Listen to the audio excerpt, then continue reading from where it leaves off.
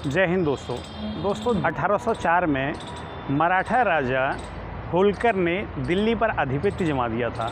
यानी 1803 में एक लड़ाई हुई थी। उस लड़ाई में मराठा राजा जीत गए थे, मुग़ल साम्राज्य वाले हार गए थे। उस टाइम पर मराठा साम्राज्य वालों ने, जो मराठा के राजा थे होलकर, उन्होंने दिल्ली पर अपना आधिपत्य जमाया। दिल्ली पर जब उन्होंने अटैक किया था तो उत्तर दिशा की तरफ से किया था, और उत्तर दिशा में तब गेट हुआ करता था, उसका नाम है कश्मीरी गेट।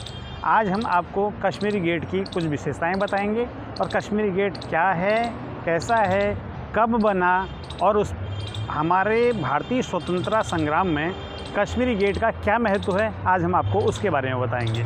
आइए अब चलते हैं कश्मीरी गेट और आपको दिखाते हैं यहाँ की विशेषताएं।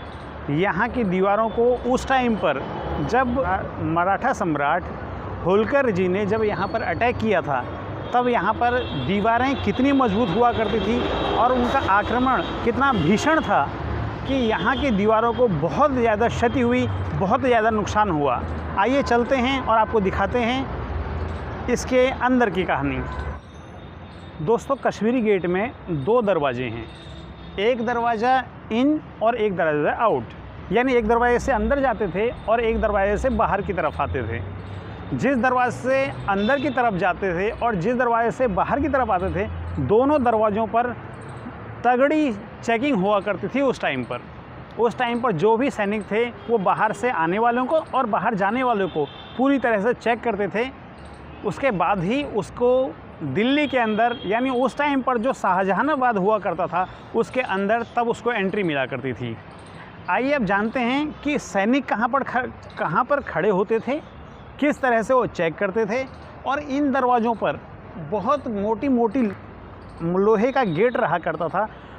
इतनी मोटी फ्रेम वाला एक लकड़ी का दरवाज़ा हुआ करता था जो प्रॉपर पूरी तरह से बंद हुआ करता था, और उसके आगे की तरफ नुकीली धातु की चीज़ें लगी रहती थी ताकि बाहर से कोई भी आदमी उस पर सीधे अटैक ना कर सके। तो आइए अब चलते हैं और आपको दिखाते हैं अंदर की बात। गेट के शुरू होते ही आप देखेंगे दोनों साइड से सैनिक रहा करते थे। सैनिकों के पीछे, ठीक पीछे छोटा सा लेकिन एक शस्त्रागार हुआ करता था, जो उस टाइम के सैनिक अपने लिए एक शस्त्रों का भंडार अपने पास रखा करते थे। इन एन इमरजेंसी में वो ही शस्त्र उनके काम आते थे।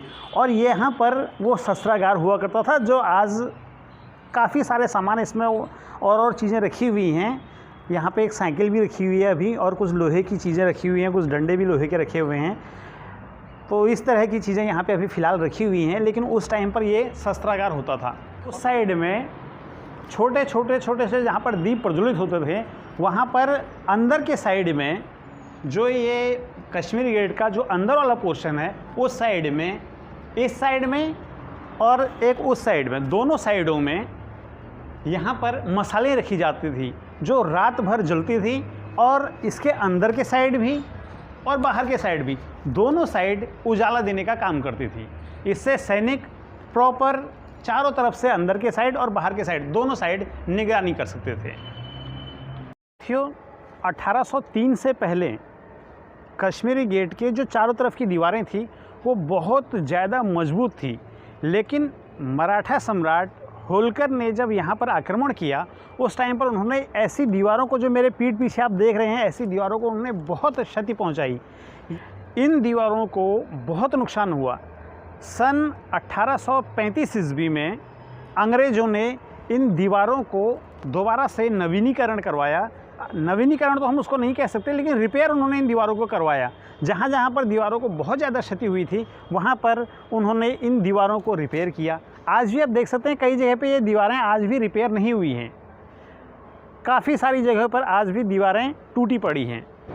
ये आज एक हेरिटेज है।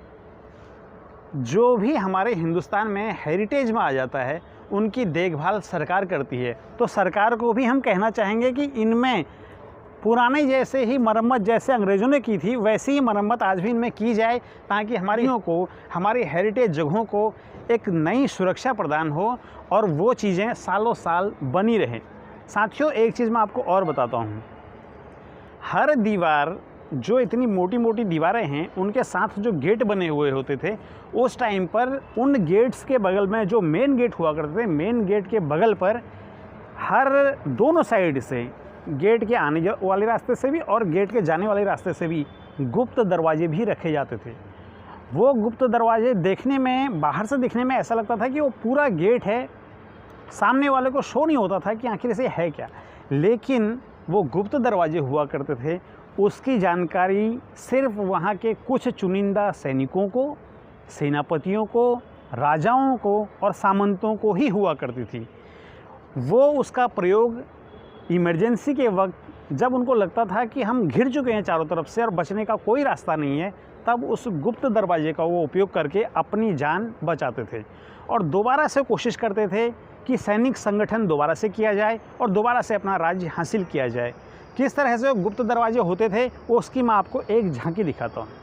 साथियों, आप देखेंगे वहाँ से, जहाँ से गेट की इतनी मोटी दीवारें आपको दिखाई दे रही हैं और हमें लगेगा कि यहाँ से ये दीवार अब यहाँ से बंद हो चुकी है, लेकिन यहीं से ही, यानी बड़े वाले गेट के सामने से ही एक गुप्त दरवाज़ा निकलता था, जहाँ से मराठा या फिर ब्रिटिश या फिर मुग़ल शासक, सामंत, बड़े सेनापति और कुछ सैनिक, रानियाँ, ये गुप्त दरवाजे से जब इनको लगता था कि चारों तरफ से अब ये घिर गए हैं और इनके बचने का कोई साधन नहीं है, तब ये लोग उस गुप्त दरवाजे का प्रयोग करते थे और अपने राज्य से सकुशल बाहर निकल जाया करते थे। क्यों, बड़ा गेट उस साइड में है, बड़े गेट के जस्ट सामने ही मोटी दीवार के बीच में से एक गुप्त दरवाज़ा निकलता था। जैसे आप अभी की ये हालत देख रहे हैं, ये तो खैर टूट गया है। उस टाइम पर जब ये टूटा नहीं हुआ करता था, उस टाइम पर इसको गुप्त दरवाजे के तौर पर प्रयोग किया जाता था। यानी आदमी यहाँ से होते हुए बाहर निकल जाएगा और सुरक्षित, सेफ, किसी को कानों कान खबर भी नहीं होगी, क्योंकि जो भी आदमी सुरक्षा करेगा वो मेन गेट से सुरक्षा करेगा, ताकि यहाँ से ना कोई आदमी बाहर जा पाए और ना कोई बाहर से आदमी अंदर आ पाए। लेकिन उसी के बगल से जो गुप्त दरवाज़ा निकलता था उसका हर एक को पता नहीं हुआ करता था। 1804 ईस्वी में जब यहाँ पर होलकर ने आक्रमण करके ये आधिपत्य जमा दिया था, तब भी दीवारों को बहुत क्षति हुई थी, लेकिन होलकर ने भी दीवारों का पुनर्निर्माण करवाया था। फिर उसके बाद 1835 ईस्वी में अंग्रेज़ों ने पूरी दीवार को दोबारा से रिपेयर किया था। उस टाइम के बाद 1857 ईस्वी में जब हमारी भारत का प्रथम स्वतंत्रता संग्राम, जिसको हम बोलते हैं, वो स्वतंत्रता संग्राम में अंग्रेज़ों से परेशान होने के बाद दीवार के उस साइड से हमारे भारतीय जो स्वतंत्रता सेनानी थे वो इकट्ठा हुए और उन्होंने इस दीवार को तोड़ने के लिए इस दीवार पर तोप बारूद से हमला किया और इस दीवार को उस टाइम पर भी बहुत ज़्यादा क्षति हुई। उस टाइम पर जो क्षति हुई उसके निशान आज भी कई जगह पर काबिज़ हैं। हम आपको दिखाएंगे कहाँ कहाँ पर वो निशान हैं। जो उस टाइम पर राजाओं के सैनिक उस दीवार की रखवाली करते थे, वो राजाओं के सैनिक कहाँ पे रहा करते थे, किस तरह से रहा करते थे, किस तरह के शस्त्रों का वो प्रयोग करते थे, वो हम आपको दिखाएंगे। और हुआ करती थी, आप देख सकते हैं इसके ऊपर बहुत बड़ी जगह है, बहुत चौड़ी जगह है। अगर हम इसके टॉप में तो अभी नहीं चढ़ सकते, यहाँ से कोई जाने के लिए रास्ता नहीं है। हम अगर इसके ऊपर चढ़ेंगे तो तकरीबन 3 मीटर से भी ज़्यादा का वहाँ पर जगह है। और उसके उस साइड में, जो दोनों साइड में हम मोहरी से कैच कर रहे हैं, उस मोहरी से सैनिक अपने हथियारों से नीचे के साइड में गोलियाँ, बारूद, अपने जितने भी तरह के हथियार थे उनका इस्तेमाल करते थे अपने राज्य को सुरक्षा देने के लिए और बाहरी आक्रमणकारियों से अपने आप को बचाने के लिए इन जगहों का उपयोग किया जाता था। क्यों, 1857 के स्वतंत्रता संग्राम के पहले अंग्रेज़ जहाँ पर मुग़ल लोग रहते थे, जहाँ पर मुग़ल राजा रहते थे, जहाँ पर मुग़ल सेनापति रहते थे, जहाँ पर सामंत रहते थे, वहाँ पर अंग्रेज़ लोग रहा करते थे। लेकिन 1857 के संग्राम के बाद अंग्रेज़ों ने इस चार दीवारी को छोड़ दिया और वो यहाँ से, यानी कश्मीरी गेट से, वो सिविल लाइन में शिफ्ट हो गए और उन्होंने वहाँ रहना शुरू कर दिया। सन 1935 में उन्होंने ये दीवार के अंदर एक व्यापारिक केंद्र बना दिया और उस व्यापारिक केंद्र का नाम दिल्ली रखा।